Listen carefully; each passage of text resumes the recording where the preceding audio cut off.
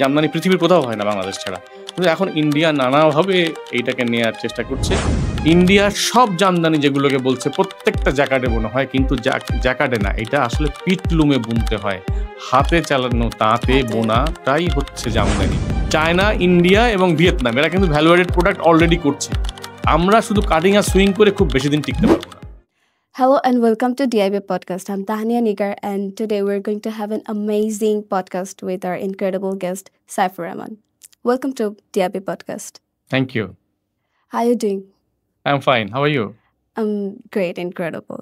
So I've done a research on your journey and career. It's really incredible and quite versatile. So you started from sports journalism, and then shifted to fashion journalism and fashion and lifestyle journalism. How did that shift happen? Because these two are totally two different fields. No, I don't think they're totally different. are. But in my early days when I started journalism, before that, I used to write to the magazines. And later on, that was my first love, that the sports. I did not took part any sports. I was not a sports person, but I like writing sports. So I started my career as a sports journalist in New Nation in 1992. And then when I joined in Jonokonto in 1996, my editor, the immediate boss, was also the editor of the fashion page. So he inspired me to write or translate fashion articles. Then I thought translation is not my cup of tea. I can also explore the Bangladeshi fashion and what is actually going on, who are the designers. So I did simultaneously both sports and fashion. And in 2006, I left sports and took fashion and lifestyle as my career. Which one did you enjoy the most? I enjoy both. Which one was more adventurous? Because these two are totally different. Sports is adventurous in no doubt, but there is something different attraction in fashion. Indeed, it does have. So you had to travel Asian, European, and African countries. Yeah, for I did. Sports, I did for sports. Journalism. No, I did also for fashion and also for crafts. For crafts. So, what's your opinion of Bangladesh in fashion field? What do you think? What's the state right now Bangladesh have, since you've been deeply connected with Bangladesh's fashion? Bangladesh had to do a lot of things, but unfortunately, so far did not happen that. But I still very positive, and I look forward to see Bangladesh in the fashion weeks in the fashion capital of the world. What are the changes that you think Bangladesh should bring to their fashion? Education, education, and education.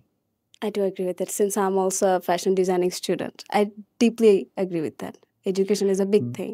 Because what they are actually studying, they are studying the European American stuffs. It is okay, but you have to know your heritage first. If you do anything, and you know the international fashion scenario, every country is doing something which is related to their heritage.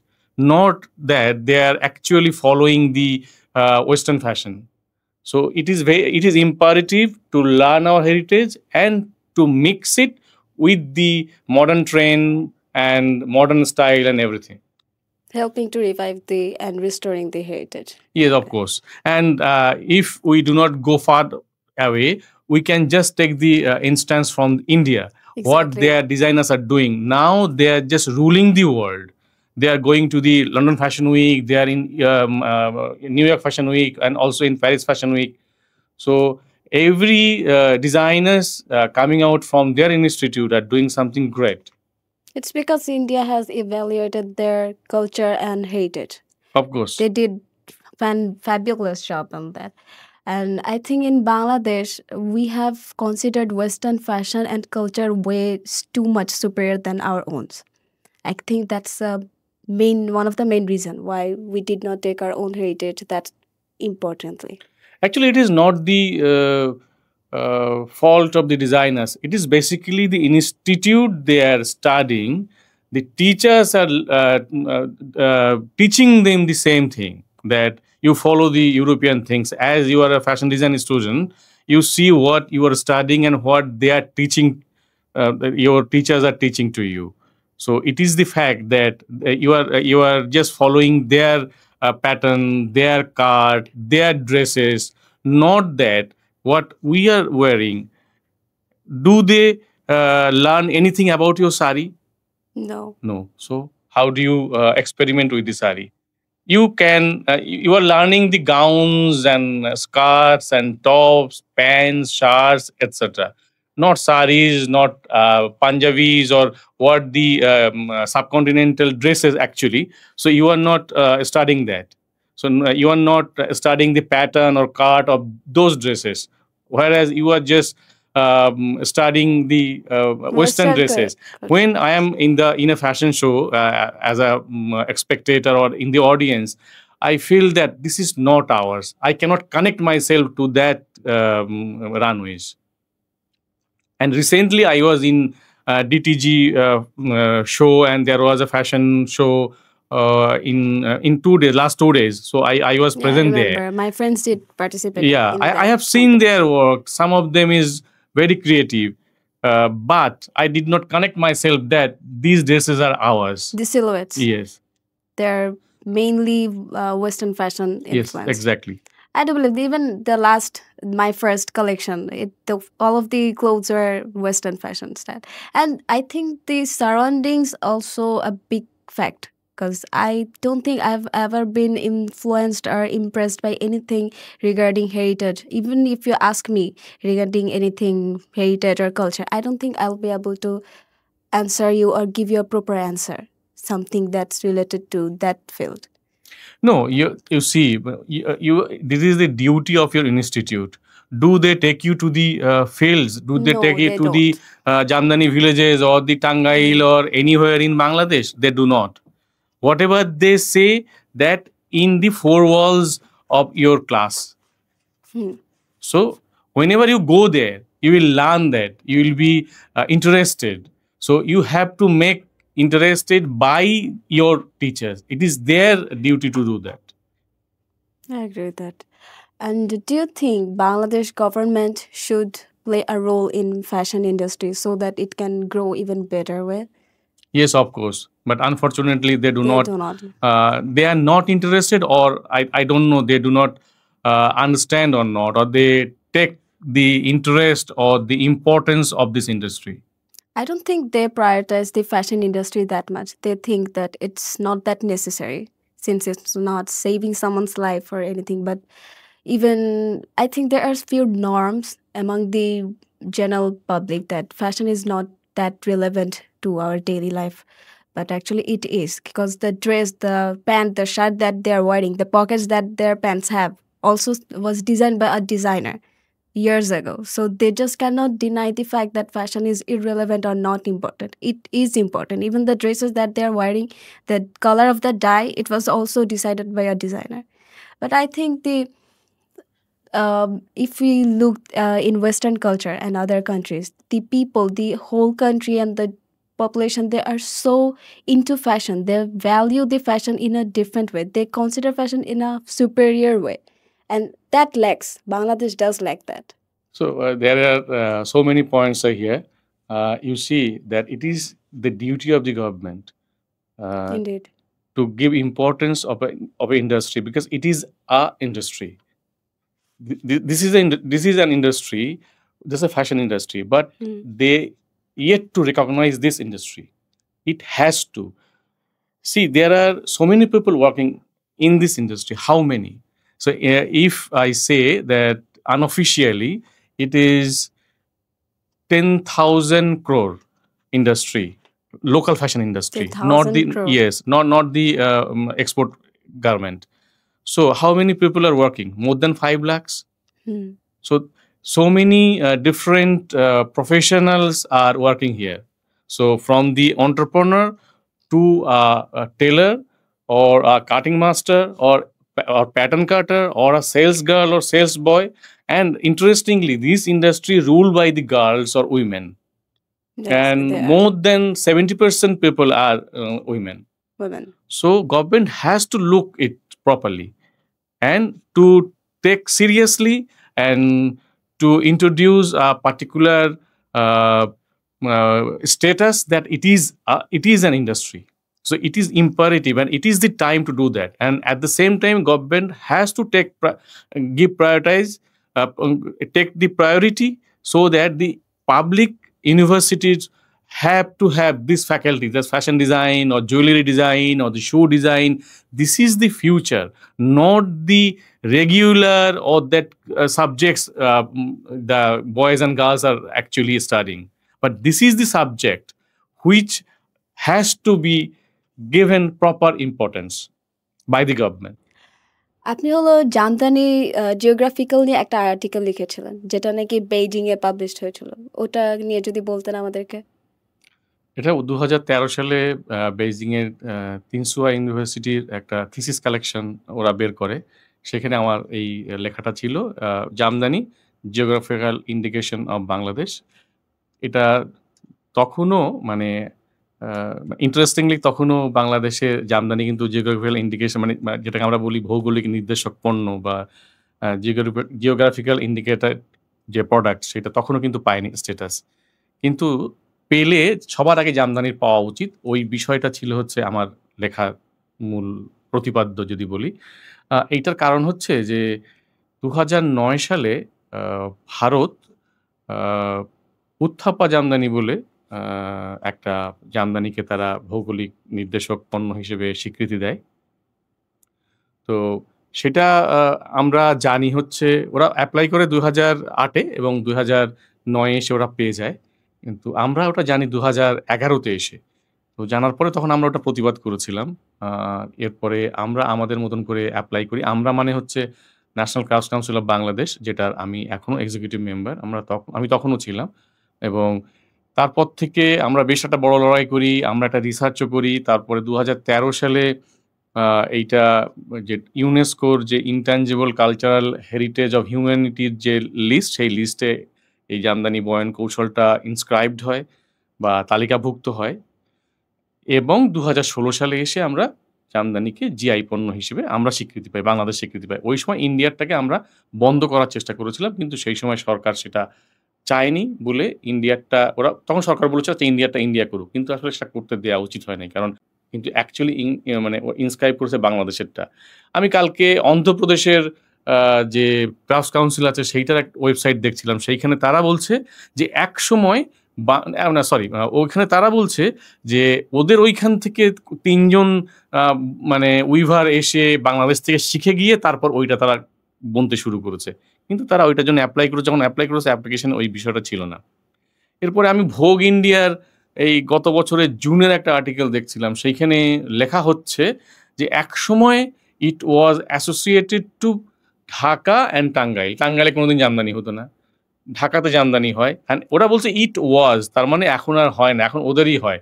মানে এইটা মানে আমি মানে sorry for my language, এটা মনে হচ্ছে তাদের পৈতৃক সম্পত্তি। মানে ওরা যা শুরু করেছে, মানে আমি একটা লেখার জন্য গতকালকে বা কয়েকদিন ধরে আমি স্টাডি করছিলাম, সেই তাতে করে আমি দেখতে পাচ্ছি যে ওরা মানে যেভাবেই হোক না কেন জামদানি তাদের এটা প্রমাণ করতে একেবারে বদ্ধপরিকর। রিসেন্টলি MIT-তে ওরা একটা কাপড় ওরা এক্সিবিট করেছে, সেইখানেও তারা সেটাকে জামদানি বলছে, কিন্তু পুরো কাপড়টা বোনা হয়েছে জ্যাকার্ডে। উতাপ্পা জামদানি যেটা হচ্ছে উপাড্ডা জামদানি যেটা ওরা বলছে সেটাও হচ্ছে জ্যাকার্ডে বোনা হয়। ইন্ডিয়ার সব জামদানি যেগুলোকে বলছে প্রত্যেকটা জ্যাকার্ডে বোনা হয়, কিন্তু জ্যাকার্ডে না, এটা আসলে পিটলুমে বুনতে হয়, হাতে চালানো তাঁতে বোনাটাই হচ্ছে জামদানি। এই বিষয়টা আসলে ইন্ডিয়া বারবার উপেক্ষা করছে এবং ইন্ডিয়া নানাভাবে এইটাকে নিয়ে আসলে মানে এটা আমি বলবো যে পার্ট অফ দেয়ার প্ল্যান, এটা কিছু করার নেই, মানে তারা ওইটা করবে। আর তাদের যে মিডিয়া অনেক স্ট্রং, সো তাদের মিডিয়া দিয়ে তারা প্রচার করতে পারে। আমরা অনেক বেশি অসচেতন, সেই জন্য আমরা এইগুলো নিয়ে কাজ করি না। তো আসলে আমাদের এই জায়গাগুলো নিয়ে কাজ করার অনেক স্কোপ রয়ে গেছে আর কি। এই ধরনের সিচুয়েশনের কারণে তো তাহলে বাংলাদেশের যে আর্টিসান অ্যান্ড ক্রাফটসম্যানরা ওদের তো তাহলে অনেক সাফার করতে হয়। তো ওদেরকে নিয়ে ওরা কোন ধরনের প্রবলেমস ফেস করে? ওটা না, নিয়ে যদি এই বলতেন। এই যে জিআই নিয়ে ওদের কোনো সাফারিংস এই মুহূর্তে নাই, কারণ আমরা জিআই এর যে সুফল, যেটা জিআই ট্যাগ থাকলে আসলে নর্মাল যে প্রাইস হয় তার থেকে 30-40% বেশি দামে বিক্রি করা যায় যদি আমরা ইন্টারন্যাশনাল মার্কেটে যদি আমরা ওইটা করতে চাই। কিন্তু সেই জিনিসটা আমাদের এখানে হয় না, কারণ আমাদের এই যতগুলো জিআই এ পর্যন্ত হয়েছে সবগুলোই এখনো বাংলায় লেখা, আমাদের ওয়েবসাইটে ওটা এখনো ট্রান্সলেটও করা হয় না, ফলে ইন্টারন্যাশনাল মার্কেটের লোকজন জানতেও পারছে না যে আমাদের কোনটা কোনটা জিআই ট্যাগ আছে। এই জন্যই ইন্ডিয়া এই সুযোগগুলো নিচ্ছে। আর আমাদের ক্রাফটসের ক্ষেত্রে যেটা হচ্ছে, সত্যি কথা, দি ফিউচার ইজ হ্যান্ডমেড। সারা পৃথিবী আলটিমেটলি ওই দিকে যাবে। এটা অনেকটা হচ্ছে সাইক্লিক অর্ডারে যে পরিবর্তনের মতন, ঘুরে ফিরে আবার সে আগের জায়গায় ফিরে যাওয়া আর কি। তো পৃথিবী বাঁচাতে গেলে, পৃথিবীকে যদি সাস্টেনেবল করতে হয়, তাহলে হাতে তৈরি জিনিসের প্রতি আমাদের আগ্রহী হতে হবে, ওই জায়গায় কাজ করতে হবে। আলটিমেটলি ওই জায়গায় যাবে, ওই জন্য বারবারই বলা হচ্ছে ফিউচার ইজ হ্যান্ডমেড। তো আমাদের ওই সুযোগটা আছে, আমাদের এখনো আর্টিজান প্রচুর বেঁচে আছে, বিভিন্ন ধরনের ক্রাফটস বাংলাদেশে হয়, বাংলাদেশের মানুষ অনেক বেশি ট্যালেন্টেড, এই তাদেরকে প্র্যাকটিক্যালি সাপোর্ট করতে হবে, এবং এটা যত বেশি সাপোর্ট আমরা করতে পারবো তত আমাদের লাভ। Since you are a Secretary General in National Craft Council of Bangladesh, so what are your steps to restore the heritage of Bangladesh? আচ্ছা, Beside the articles that you have wrote. I just correct one thing, that I am no longer the secretary of the National Crafts Council of Bangladesh. You're no longer. I just stepped down because I cannot continue more than 4 years. So my it's tenure limited. ended. So new secretary is there, but I am still in the executive committee. But what we have done, the Bangladesh National Crafts Council of Bangladesh done a huge thing for the Jamdani and other crafts.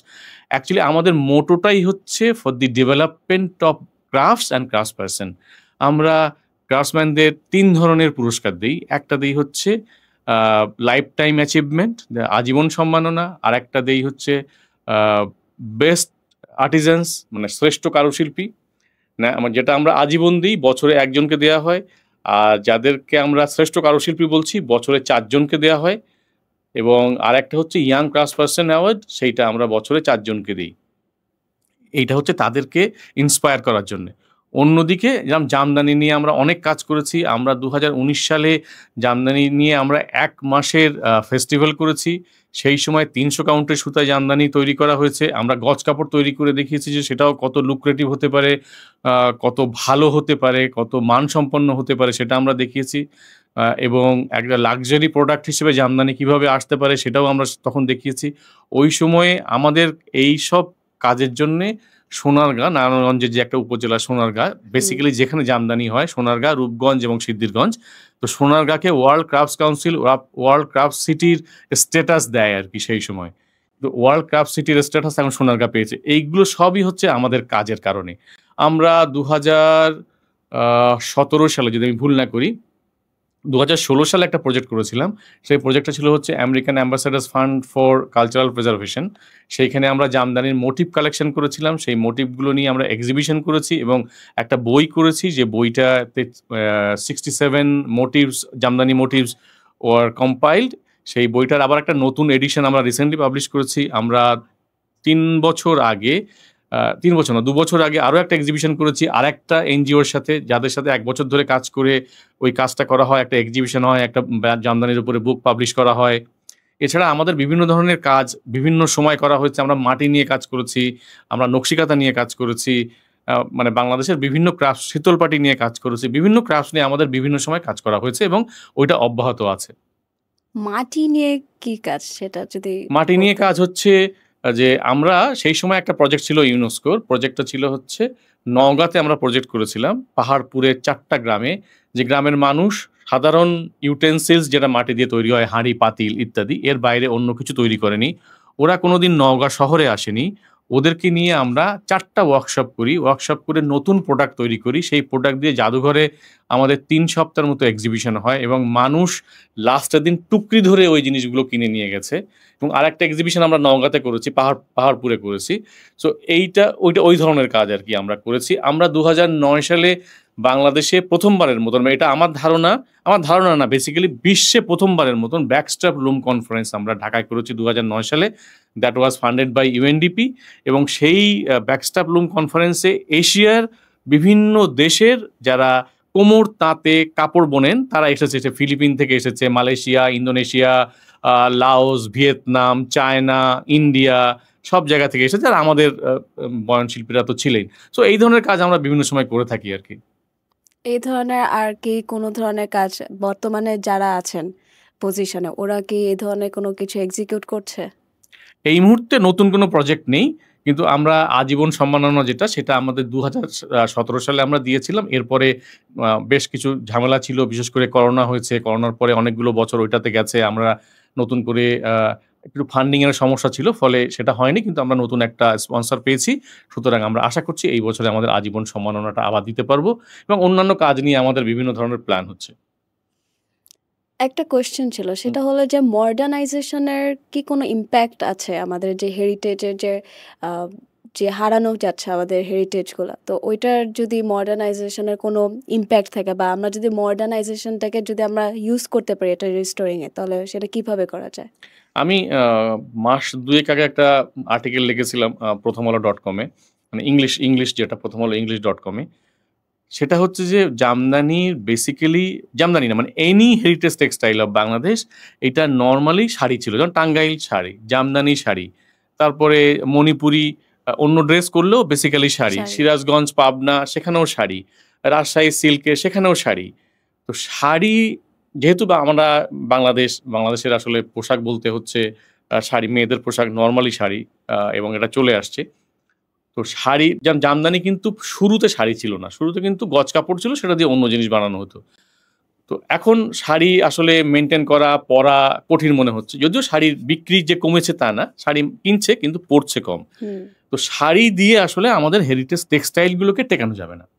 সেই জায়গায় আমাদের যেটা করা যাবে, diversified product তৈরি করতে হবে। অর্থাৎ ডাইভার্সিফাইড প্রোডাক্ট তৈরি করতে গেলে যেটা দরকার, গজ কাপড় তৈরি করতে হবে। কিন্তু আমাদের ডিজাইনাররা ডাইভার্সিফাইড প্রোডাক্ট কিছু তৈরি করছে।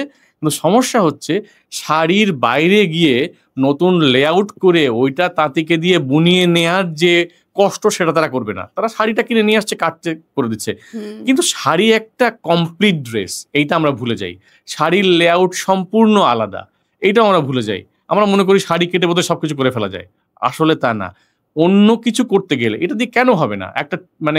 একটা শার্ট হতে পারে, একটা প্যান্ট হতে পারে, একটা জ্যাকেট হতে পারে, একটা ব্লেজার হতে পারে। মানে anything is possible from that fabric.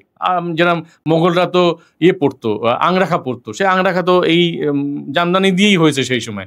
So আমরা কেন না মানে টাঙ্গাইলের কাপড় দিয়ে কিংবা জামদানির কাপড় বুনিয়ে, মানে গজ কাপড় হিসেবে এগুলো বুনিয়ে নিয়ে, মণিপুরি কাপড় বুনিয়ে নিয়ে আমরা সেইগুলো দিয়ে যে কোনো জিনিস করতে পারি।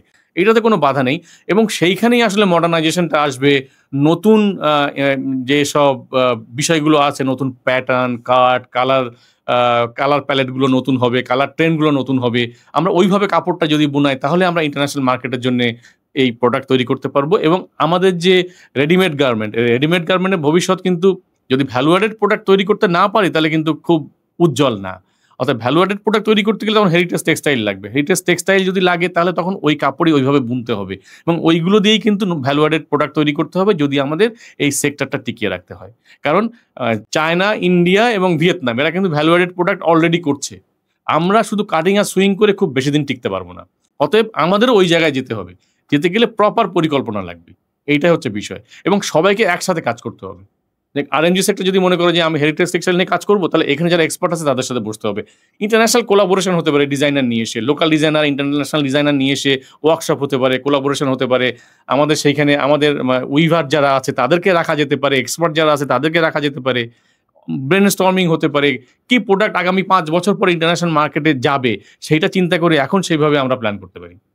আমাদের যে রাইজিং ডিজাইনার্স এবং আমাদের যে এস্টাবলিশ ডিজাইনার্সরা আছে, তারা কিভাবে এটা এক্সিকিউট করার জন্য আগায় আসতে পারে তাদের কাজ এস্টাবলিশ নিয়ে? ডিজাইনারদের আসলে আমি খুব বেশি ইনিশিয়েটিভ দেখছি না। বাট যারা উঠতি ডিজাইনার, তারা ভালো, তারা ভীষণ ট্যালেন্টেড, কিন্তু তারা কিন্তু হচ্ছে প্রপার গাইডেন্সটা পাচ্ছে না। প্রপার গাইডেন্সটা দরকার, এবং ইনস্টিটিউটগুলোর আসলে এই জন্যই দরকার কোলাবোরেশন, ইন্টারন্যাশনাল কোলাবোরেশন। ডিআইবি যে প্ল্যাটফর্ম, ওটা নিয়ে আপনার কি মতামত? সত্যি কথা হচ্ছে যে মানে design in Bangladesh, it is indeed an incredible idea. মানে এটা আমরা ব্যক্তিগতভাবে মনে করি, এবং আমি নিজেও part of the DIB family. So I know each and everything. এবং এখানে যে কাজগুলো হচ্ছে বা যে ইনিশিয়েটিভগুলো নেওয়া হচ্ছে, বিশেষ করে মানে একদম ইয়াং ডিজাইনারদের জন্য যে প্ল্যাটফর্মটা দেওয়া হচ্ছে, এটা অসাধারণ। কারণ এই ধরনের প্ল্যাটফর্ম পায় না। এবং এইখানে যেটা হবে সেটা হচ্ছে যে মানে আইডিয়া এক্সচেঞ্জ হবে।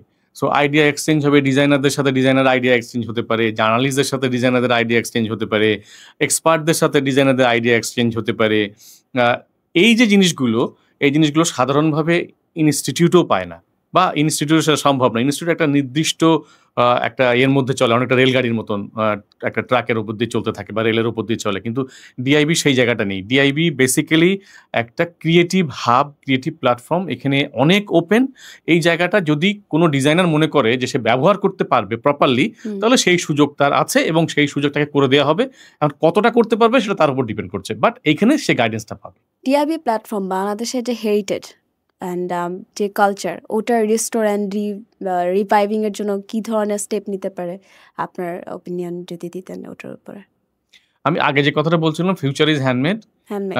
সো এইটা একটা, যেমন বাংলাদেশের একদম রিচ কালচারাল হেরিটেজ যেমন আছে, তেমন আমাদের ক্রাফট হেরিটেজ, আমাদের টেক্সটাইল হেরিটেজ সব কিছুই আছে। সো ডিআইবি যখন ডিজাইন ইন বাংলাদেশ বলছে, তখন অটোমেটিক্যালি এই জিনিসগুলো নিয়ে ডিআইবি যে কাজ করবে, তার যে নামটার মধ্যেই থেকে যাচ্ছে। সুতরাং আমরা এমন কিছু করব, মানে ডিআইবি এমন কিছু করবে, সেটা হবে সেটা দিয়েই আমরা বাংলাদেশকে চিনব। মানে সারা পৃথিবী বাংলাদেশকে ঠিক ওইভাবে চিনবে। কারণ আমি আসলে ওয়েস্টার্ন কাপড় নিয়ে এসে এইখানে কাজ করে আমি ডিআইবিকে চেনাতে পারবো না, বাংলাদেশকে চেনাতে পারবো না। বাংলাদেশের জিনিস দিয়ে, বাংলাদেশের উপকরণ দিয়ে, বাংলাদেশের মেটেরিয়াল দিয়ে যখন আমি কোনো একটা কাজ করব, আমার ক্রিয়েটিভিটিটা দেখাবো, তখন কিন্তু ওই যে প্রোডাক্টটা তৈরি হবে বা হোয়াট এভার ইট ইজ, মানে যেটাই তৈরি হোক, আউটকাম যেটা হবে, দ্যাট ইজ বাংলাদেশ। এবং ডিআইবির লক্ষ্য আসলে সেইটা। সো ওইটাই তখন পৃথিবী বাংলাদেশকে চিনবে, ডিআইবিকে চিনবে। সো ডিআইবির সবচেয়ে বড় স্ট্রেংথের জায়গা এটা। DIB itself is a statement. So, how do you feel about it, and how should the generation feel about the DIB platform? এটা আসলে ফিলিং এর বিষয়টা একটু অন্যরকম। কারণ যেহেতু এটার সাথে বাংলাদেশ জড়িত, এটার সাথে বাংলাদেশের মানে ক্রিয়েটিভ বিষয়টা জড়িত, এবং আরেকটা জিনিস আমরা আসলে ভুলে যাই, সেটা হচ্ছে যে ক্রিয়েটিভ ইকোনমি। আমেরিকার creative economy more than $1 trillion. Trillion US dollars. ইউরোপে সেটা 750 বিলিয়নের মতো। এশিয়াতে যদি আমি দেখি, তাহলে এশিয়াতেও কম না, ওইরকম 700, মানে 700+ বিলিয়ন $। আমরা আসলে জানি না যে আমাদের ক্রিয়েটিভ ইকোনমির ভলিউম কি, তার যে টার্নওভার কি, এগুলো নিয়ে আমরা ভাবিই না। সো ডিআইবি যখন এই কাজটা করছে, তখন আসলে আমাদের ক্রিয়েটিভ ইকোনমিটা সমৃদ্ধ হচ্ছে। এখন ডিআইবির কি দরকার? ডিআইবির দরকার হচ্ছে, ডিআইবি যেন ক্রিয়েটিভ পার্সনদের নিয়ে কাজ করছে, সেটা ফ্যাশন ডিজাইনার হোক, বা এই ডিজাইন রিলেটেড হোক, কিংবা ক্রিয়েটিভিটি রিলেটেড পার্সনসরা আর always welcome to DIB. Fine. কিন্তু ডিআইবি আসলে কি? ডিআইবি আসলে কারা? এটা কি শুধু সোশ্যাল মিডিয়াতেই কনফাইন থাকবে, নাকি অন্য কিছু হবে? এই জায়গাটায় আসলে আমাদের একটু ভাবার দরকার, এবং ডিআইবিকে প্রমোট করা দরকার। সেটা কিভাবে হবে? যারা জার্নালিস্ট তাদেরকে জানানো, সাধারণ মানুষকে জানানো, এবং এই প্রচারণাটা, ক্যাম্পেইন ইজ নেসেসারি, এবং এটা আসলেই খুব প্রয়োজন। এটা ইম্পর্টেন্ট, এবং আশা করি ডিআইবি সেটা করবে, বা আমরা যারা ডিআইবির সাথে আছি বা ডিআইবিকে নানাভাবে সাপোর্ট করার চেষ্টা করছি, সেই আমাদেরও এই একটা দায়িত্বের মধ্যে পড়ে। এটাও আমরা, it is our responsibility. So এই আসলে ডিআইবিকে ছড়াতে হবে, এবং ডিআইবির যারা আছেন তারা যখনই কোনো কিছু করবেন, তখন কোনো না কোনোভাবে ওন করেন ডিআইবিকে, তাহলে একদিন না একদিন ডিআইবি অনেক মানুষের কাছে পৌঁছাবে। কিন্তু আপাতত যেভাবে শুরু হয়েছে, সেই শুরু ইজ গুড, ইট ইজ, আমি বলবো যে ফ্যান্টাস্টিক, এবং এই পর্যন্ত রেসপন্স, তাতে আমার মনে হয় যে DIB is in a right path. আর মডার্ন যে জেনারেশন, ওদের এই প্ল্যাটফর্মকে নিয়ে কিভাবে আগানো উচিত, কিভাবে ভাবা উচিত? কারণ এই ধরনের অপরচুনিটি অ্যান্ড প্ল্যাটফর্ম কিন্তু ইউজুয়ালি বাংলাদেশে কেউ প্রোভাইড করে না। So it's totally different. তো এইভাবে এটা কিভাবে ইউটিলাইজ করতে পারে মডার্ন জেনারেশন, স্পেশালি যারা আর্টিস্ট, ডিজাইনার, ভিডিওগ্রাফার, এই ধরনের মানুষরা যারা আছেন, স্পেশালি ইয়াং জেনারেশন? এইটা তো ওই একই জিনিস, যে জানানো। আমি প্রচার যত বেশি করব, তত মানুষ জানতে পারবে। এখন একটা জিনিস হচ্ছে যে আসলে আমার ক্যাপাসিটি কতটুকু। মানে আমার কাপড়টা মেপেই কাটবো। হুম। অতএব ডিআইবি আসলে ভাববে যে সে কতটুকু ইনিশিয়ালি স্পেস দিতে পারবে বা কতজন মানুষকে ক্যাটার করতে পারবে সেইটার উপর ডিপেন্ড করেই আসলে ডিআইবিকে চিন্তা করতে হবে। আর যত প্রচার করা হবে তত এই ক্রিয়েটিভ মানুষজন, সব মানুষজনই জানবে।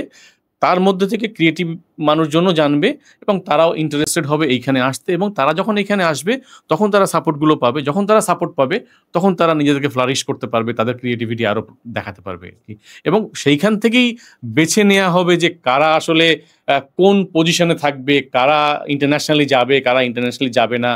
ওই স্টেপগুলো আসলে পরে চিন্তার বিষয়। তো আপাতত হচ্ছে যে প্রচারণাটা একটা বিষয়। আপনি ডিআইবি যে মাস্টার ক্লাস হচ্ছে, আপনি ওটাতে পার্টিসিপেট করেছেন। আপনি যদি ওটা নিয়ে অডিয়েন্সদেরকে বলতেন। মানে you want to know about the academia? Academia, cross culture. আচ্ছা, এইটা আমরা গত বছর বেশ কিছু কাজ করেছি। বাইরের অনেক এক্সপার্টদের সাথে আমরা তখন কথা বলার চেষ্টা করেছি। মানে আমরা তার কথা বলার চেষ্টা করেছি না, কথা বলেছি। যেগুলো আসলে স্টুডেন্টদের বা যারা শিখতে চায়, যে ক্রিয়েটিভ স্টুডেন্ট যারা বা এই ফ্যাশন ডিজাইনিং এর হোক কিংবা অন্যান্য সেক্টরের হোক, তাদের অনেক কাজে লেগেছে বলে আমি মনে করি। এর ছাড়া যে ধরনের প্ল্যাটফর্ম এইটা আসলে ডিআইবি, যেখানে 360 ডিগ্রি একটা প্ল্যাটফর্ম করার চেষ্টা করা হচ্ছে, যেখানে একাডেমি একটা পার্ট, যেখানে মাস্টার ক্লাস ইন্ট্রোডিউস করা হচ্ছে। আ তাতে করে যেটা হবে যে একটা এক্সচেঞ্জ হবে, যেটা আমরা বলতে পারি যে ক্রস কালচারাল এক্সচেঞ্জ। অন্য দেশের একজন সে তার সম্বন্ধে বলবে, তার দেশ সম্বন্ধে বলবে, তার ক্রিয়েটিভিটি সম্বন্ধে বলবে, হুম। তার দেশের বিভিন্ন বিষয়গুলো সম্বন্ধে বলবে। সেটা আমাদের ছেলেমেয়েরা জানতে পারবে। সে যে সেক্টরেরই হোক, সে মানে সৃজনশীল সেক্টর বা ক্রিয়েটিভ সেক্টরে হলেই হয়। সে জানতে পারছে ওই জিনিসটা। একইভাবে আমাদের এইখান থেকে যখন কেউ কিছু বলছে, তখন আরেক দেশের ছেলেমেয়েরা সেটা জানতে পারছে। এই যে জানা, এই জানার মধ্যে দিয়ে তারা নিজেদেরকে আসলে আরো মানে আরো কি বলবো? সমৃদ্ধ করতে পারবে, আরো এনহ্যান্স করতে পারবে। তারা আরো এনলাইটেনড হবে।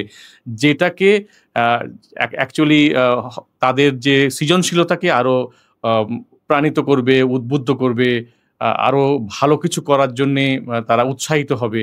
এবং আরো একটা জিনিস এখানে আমার যেটা মনে হয়েছে সেটা হচ্ছে যে এই জিনিসগুলো সাধারণভাবে পাওয়া যায় না, বা ওই ধরনের প্ল্যাটফর্মও বাংলাদেশে ওইভাবে নেই। কিন্তু ডিআইবি এই কাজটা ভালোভাবেই শুরু করেছে। সুতরাং এইটার আসলে একটা ইমপ্যাক্ট আমরা দেখতে পাবো। আমাদের এখানে যারা যেসব ছেলেমেয়েরা আছে তাদের কাজের মধ্য দিয়ে। আরো একটা বিষয় হচ্ছে যে এই যে এক্সচেঞ্জ, এইটা একজন এক্সপার্ট কথা বলছে, এখানে কিছু ছেলেমেয়ে শুনছে, এখানে একজন কথা বলছেন, ওইখানকার কিছু ছেলেমেয়ে শুনছে, বিষয়টা তাও না। এইটা একটা পার্ট। আমি যদি আরেকটা ডিমেনশন দেখি, তাহলে সেক্ষেত্রে যেটা আমার মনে হয় যে ওইখানকার ছেলেমেয়েরা আর এইখানকার ছেলেমেয়েদের মধ্যে এক ধরনের এক্সচেঞ্জ হবে। সেই এক্সচেঞ্জটা আ যেটা লং ডিসট্যান্স এক্সচেঞ্জও হতে পারে, আবার কাছাকাছি এসেও হতে পারে। যেখানে দেখা গেল ওখান থেকে ১ জন ২ জন এখানে আসছে, এখান থেকে ১ জন ২ জন ওখানে যাচ্ছে। এই ধরনের এক্সচেঞ্জও আসলে হতে পারে। এবং এর মধ্যে দিয়ে একটা খুব ভালো রকম প্ল্যাটফর্ম দাঁড়াবে এবং ছেলেমেয়েরা অনেক কিছু শিখতে পারবে, জানতে পারবে এবং নিজেদেরকে সমৃদ্ধ করতে পারবে। যে কাজটা আসলে একেবারে নেপথ্যে থেকে ডিআইবি করে যাচ্ছে। কিন্তু ডিআইবির এই কাজগুলো আসলে আমি এর আগেও যেটা বলছিলাম সেটা আসলে মানে প্রচার করা খুব বেশি দরকার। কারণ এন্ড অফ দ্য ডে ডিআইবিকে দাঁড়াতে হলে তার পৃষ্ঠপোষণা দরকার। পৃষ্ঠপোষণা বেসিক্যালি একটা ফান্ড দরকার। অতএব ফিন্যান্স একটা খুব বড় জিনিস। সো ফিন্যান্সিং এর জন্যে যে প্রয়োজন, ডিআইবি যে কাজগুলো করছে এই কাজগুলোকে আসলে খুব ভালোভাবে প্রজেক্ট করা। ডিআইবি যদি প্রচার করতে চায় ওদের এই নোবেল অ্যাক্টিভিটিসগুলো, তাহলে কিভাবে করা উচিত? আপনার অপিনিয়ন যদি দেন ওটা নিয়ে। এখন সবচেয়ে সোজা জিনিস হচ্ছে social media. Social social media. Media হচ্ছে সারা পৃথিবীকে জানাবে। হুম। এটা একটা জিনিস। আর লোকালি যদি আমরা জার্নালিস্টদের সাথে বসি, কথা বলি, তাদেরকে জানাই, সেটাও একটা প্রচারের খুব ভালো মাধ্যম। সুতরাং এখানে যখন জার্নালিস্টরা লিখবে তখন বাংলাতে লিখবে, ইংরেজিতে লিখবে। যখন ইংরেজিতে লিখবে তখন ইন্টারন্যাশনালি এটা জানতে পারবে। এই ২ টো জিনিস। আর থার্ড যেটা সেটা আমি মনে করি যে ইন্টারন্যাশনাল যেসব আ মিডিয়া হাউসগুলো আছে বা মিডিয়া হাব আছে তাদেরকে আসলে ইনভলভ করা, তাদেরকে জানানো যে আমরা এরকম কাজ করছি।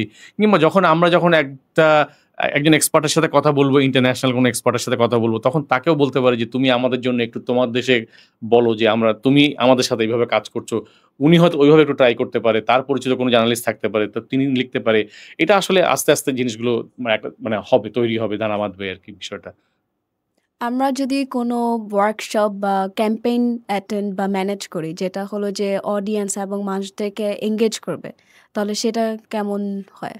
এটা তো খুবই ভালো হবে।